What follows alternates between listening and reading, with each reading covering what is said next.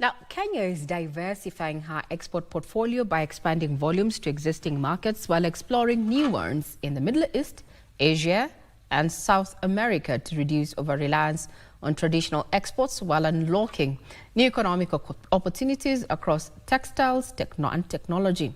Now, Trevor Ng'endo had a sit-down with Trade Principal Secretary Alfred K'Ombudo, who shed light on Kenya's plan to secure 25% of the Middle East livestock and meat market and how Kenya is enhancing her trade competitiveness. Trevor, over to you. Thank you very much and a very good evening to you. As 2024 comes to a close, Kenya's trade landscape has seen significant milestones, but not without challenges, from the regional development under the African Continental Free Trade Agreement to Kenya's evolving position in global markets.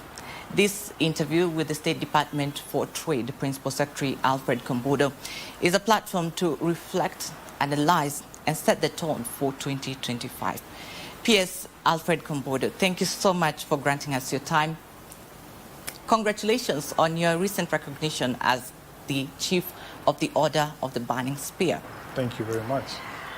Probably you can begin by telling us, how would you rate Kenya's trade performance on a scale of 1 to 10, 1 being the lowest and 10 being the highest? We've had a good run this year in terms of particularly our export performance, and on domestic trade we have also undertaken lots of initiatives to try and make it easier to trade.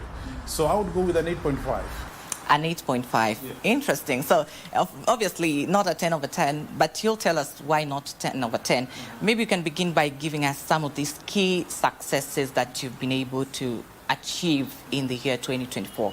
On the export sector, we have actually had a strong run for some of our key commodities. We have done lots of exports in our core commodities like in tea, in the flower sector, in coffee, and also in other areas such as cement, medicines, and other areas. So more or less, if you look at our export performance, we are still at about 7.5 billion on the area of goods, and maybe just about $5.5 billion in services. So we are seeing a situation whereby we've held fort for commodities, services, exports are growing. But of course, we can always do better, and that remains the key responsibility for the State Department and for the ministry. Interesting. And of course, this comes at a time when Kenya has had different policy developments. We've had the AfCFTA, we've had about COMESA, have had about EAC, SADC, the tripartite free trade area. Yes. How have these government policies impacted trade and investment in the country? It's been a very active year for us as we have convened joint trade commissions between us and other countries. These are our instruments that we use to identify and resolve barriers to trade that have occurred over the year, some of which have also been issues that have been quite stagnant over a lot of years. And for example, we successfully held Kenya Tanzania Joint Trade Committee, which resolved more than about 40 out of an existing 58 NTBs. And for those that we have not basically resolved, we are actually activating the mechanisms to ensure that those are resolved. On the area of market access, we have closed very recently the EU Economic Partnership Agreement that gives Kenya access to 27 countries for a 16 trillion euro market. We are now writing out the strategies and engaging the private sector and sensitizing them on how to utilize that market. We have also done a lot of work within the regional front. We have concluded an agreement called the Tripartite Free Trade Area that basically, once it comes into operation, brings in tariff reductions for key markets like South Africa, which should be very good for the export of black tea into South Africa, which is very popular there. We have also managed to advance quite significantly some of the negotiations in the African Continental Free Trade Area. A bit of pending work there has to do with the ongoing work that we are trying to conclude that should be good for our motor vehicle assembly sector, which is to agree on the rules of origin. What is the amount of local content that one can have to call a car a Kenyan car? And therefore, we believe that if we get this right, then we should be able to ride on the back of renewed interest like Volkswagen, that is very keen to come back into the market. And then also, we should then be able to finalize discussions on AFCTA that allow us to basically also determine the rules of origin for the pharmaceutical sector. And we hope that some of these sectors, in addition to our core sectors, will now start seeing renewed investment. Interesting, and that you mentioned about the AFCFTA. Of course, there is the protocol on digital trade, maybe that which aims to establish the harmonized rules and common principles to enable and support digital trade across Africa. Probably could shed more light on this and how this has come about. Our digitally delivered exports, I believe, are growing at more than 10% per annum. Our services exports are almost equaling our export of goods.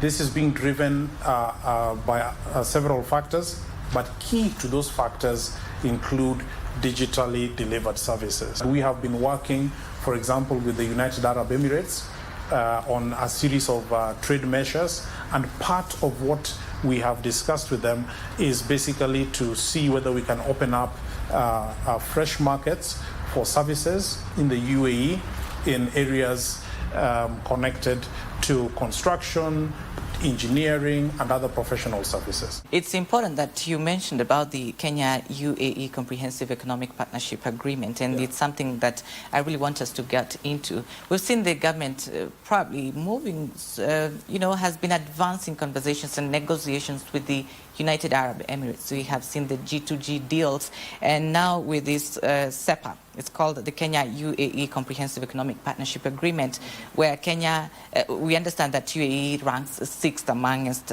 Kenya's trading partners, and we understand there are conversations that are at advanced stage, like you mentioned, on deliberations to finalize the SEPA. So what are some of these technical negotiations for phase one? Our key interest there is 3 or 4 or 5 things. We see lots of opportunities for us to increase meat exports, not just there, but to the rest of the Middle East. We see strong capabilities for fruits and vegetable exports. We see strong capabilities for export of several other commodities, but we also see strong potential for collaboration in ICT, in logistics, and other areas. Just to share a bit of example in the area of meat exports. Kenya currently exports about $140 million worth of meat and meat products. About $120 million of that goes into the Middle East alone. And from $120 million, $80 million goes to the UAE. So the UAE is important to us, not just as a destination market, but because it is a market which basically does a lot of transshipment, both into the rest of the Middle East and into the world.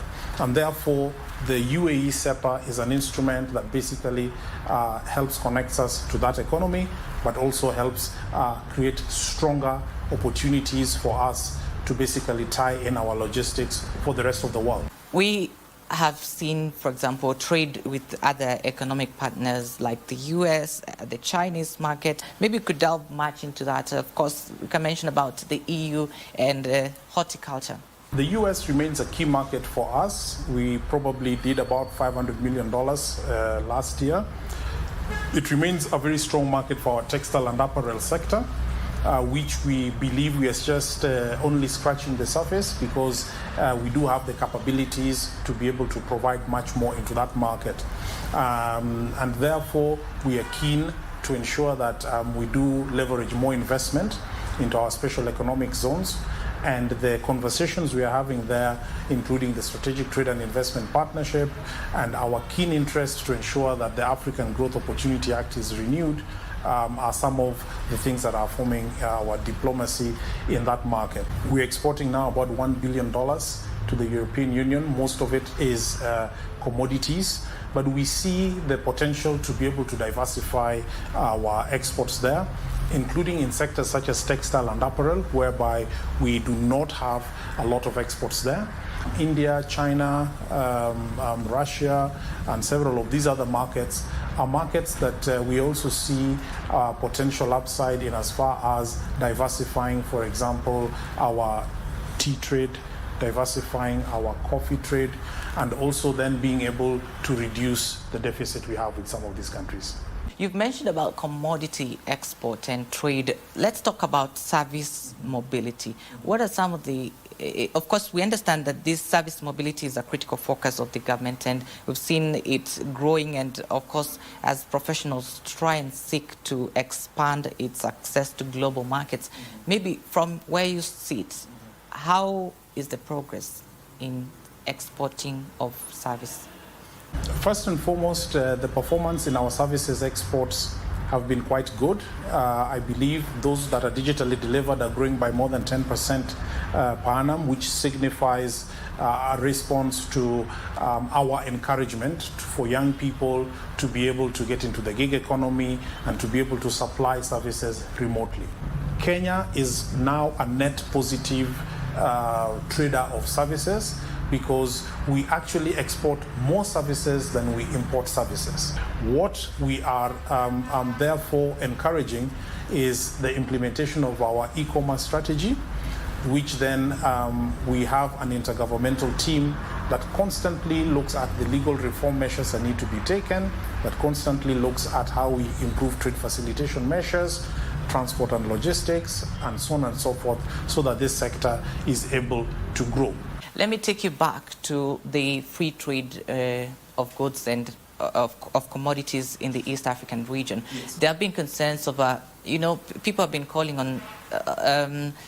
on favorable, or advocating for favorable policies, where you've seen a lot of maybe goods that come from other countries, our neighbors, which are at a subsidized rate of production, and they're coming into the Kenyan market at a way less price, but it's making Kenyan goods not very well competitive among its own consumers, and Kenyans have been moving more into importing things like eggs into the country. What are some of those engagements and stakeholder engagements as a department that you're doing, and of course as a government, to help address some of these concerns? Our chief issue is to make sure that there are no non-tariff barriers affecting our trade in goods.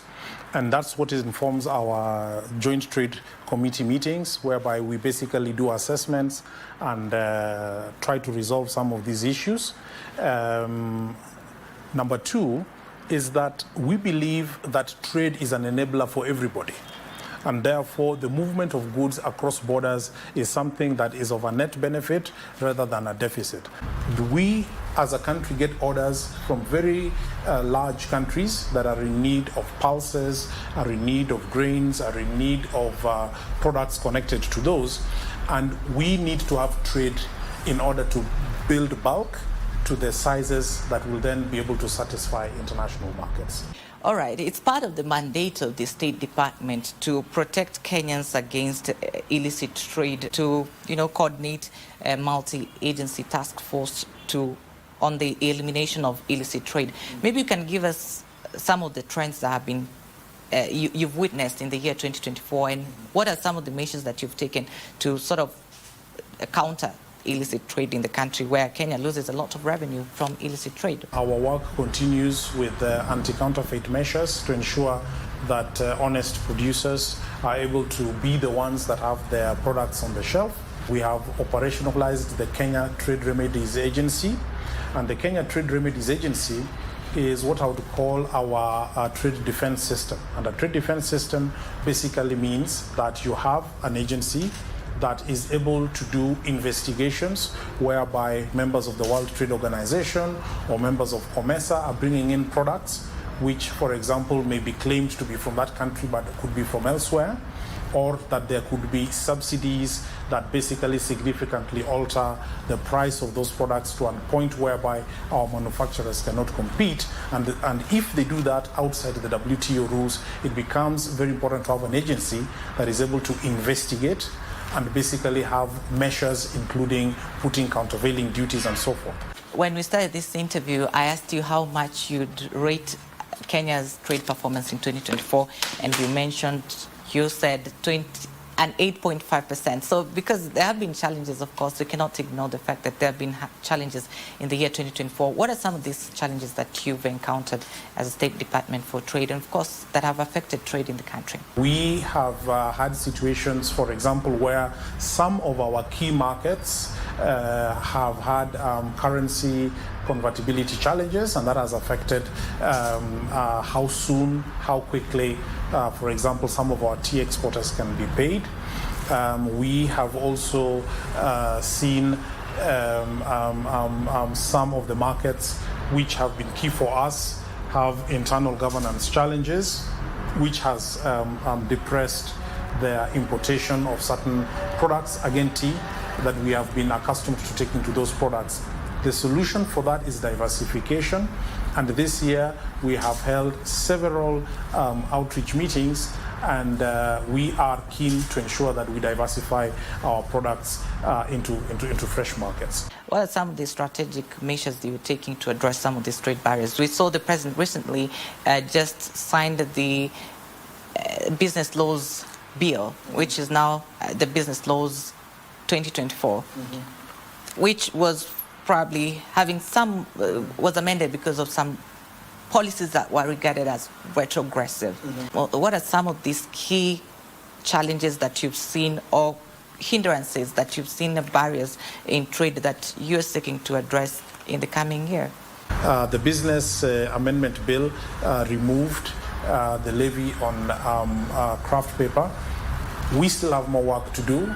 For example, on the EAC front, there still is a stay of execution to the common external tariff, which basically still then places the entry of craft paper at, I believe, 35%, and it should probably be closer to something like 10%. So then those are some of the other measures then that hopefully as we go along we will work with the packaging sector to ensure that on the short term they have access to the raw materials that they need. But our key interest is to ensure full Kenyan capability to make a full range of packaging products, including from the primary source of wood and so on and so forth. So that's where we hope to get to in the coming years. Yeah, we've seen a trade, for example, between Kenya and probably Tanzania decelerating in the recent 1 year. Maybe you can give a comment on that. Why have we seen such kind of a trend? The trade between us, I think, remains strong. We're importing a lot of food products, which is Tanzania's strength in terms of the products that they have been bringing into the Kenyan market. And we've still been taking a lot of manufactured products into the Tanzanian market. When NTBs do arise, we basically try to ensure that we fix them. We solve issues that they do have, for example, in terms of the truck charges that we have been levying. We have agreed with them that we shall make those charges consistent to the COMESA rate for those charges. And therefore, they also have resolved some of the issues that we've been having. So it's a dynamic environment which we constantly work towards making sure is smooth. A dynamic environment indeed. And of course, now let's look forward towards 2025. How is Kenya positioning itself in the global economy amid shifting trade dynamics? We understand that the U.S. will have a new president next month. Our trade policy transcends administrations. It has remained strong throughout, and we are keen to ensure that in the sectors whereby we see lots of headroom, we are going to be institutioning measures for those sectors to grow. Coffee, tea, textile and apparel, technology related, and so on and so forth. 2024 is coming to an end at a time when probably many traders and businessmen and women in this country feel that the environment has been a bit hostile. Some are complaining that businesses have not been doing very well. That is 2024. What are some of the opportunities that you look at in 2025 just to give them hope and for businessmen in the coming year? Statistics actually do show that the tough groundwork has been done. And that in 2025, we are now looking to build upon those measures. In 2025, We are keen to ensure that the commodity exchange is launched, which will ensure that post-harvest losses because of not then being able to have ready markets for produce should be something that should be reduced through this initiative. In 2025, because in 2024 we completed designing and doing the standard operating procedures and basically beginning to certify warehouses. We look forward to doing much more of this work in 2025. And we also then believe that we are going to create fresh opportunities also for our financial services sector, because we have a more than 300 billion shilling commodity sector, which is currently not very structured, but which, when structured, creates opportunities for financial institutions, creates opportunities for warehouse operators, creates opportunities in real estate for people who basically want to build industrial infrastructure, and then also creates a lot of aggregation opportunities for traders. But the most important of all is that it shall reduce the post-harvest losses that our farmers are suffering from, which currently are as high as 35%. Quite a very interesting dialogue we've had here. We really do appreciate your time, PS. Thank you very much for granting us your time. That has been PS Alfred K'Ombudo. We really do appreciate your time. Thank you so much. And also thank you for giving us your ear and eyes during this time. It is our hope that you found valuable insights from this conversation. My name is Trevor Ngendo, and on behalf of the entire crew behind the scenes that made this possible, we wish you a Merry Christmas and prosperity in your business in the year 2025. Good night.